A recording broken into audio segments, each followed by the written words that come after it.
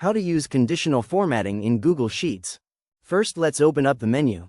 Go to Format and select Conditional Formatting. This menu will now appear on the right side of your screen. There are two ways to conditionally format your spreadsheet. We're going to go over single color first. This tells you what rows and columns you are applying your format rules to. This tells you what conditions data in your cells must meet to be highlighted in your spreadsheet. This lets you customize different ways to highlight your cells when conditions are met. For this example, we're going to highlight every day in the first column that begins with T and put a line through them.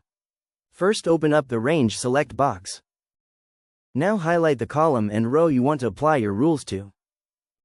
Click OK when you are done. All of the rows should now be highlighted.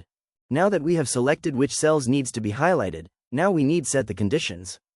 First, we go to the Format Cells If drop-down menu. Since we want any day starting with T to be highlighted, we need to select this. Now we need to enter what exactly the rules should be looking for, so let's simply type in AT. Once you type in the rules, the chart will automatically highlight, as you can see. Now let's change the color of the highlight to red. We can select on default to change the text and cell background, or we can select the bucket to just change the cell background.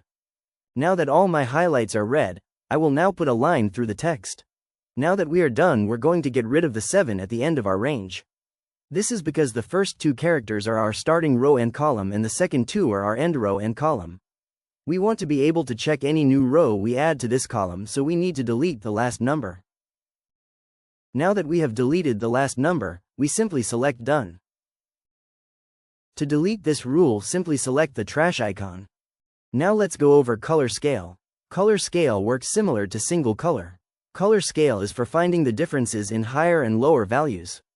The color to your left is the highlight color for your lowest value and the right is for your highest. These colors can be changed and adjusted as you see fit. You can also choose specific values to search between in different types of values. Now you know how to use conditional formatting in Google Sheets.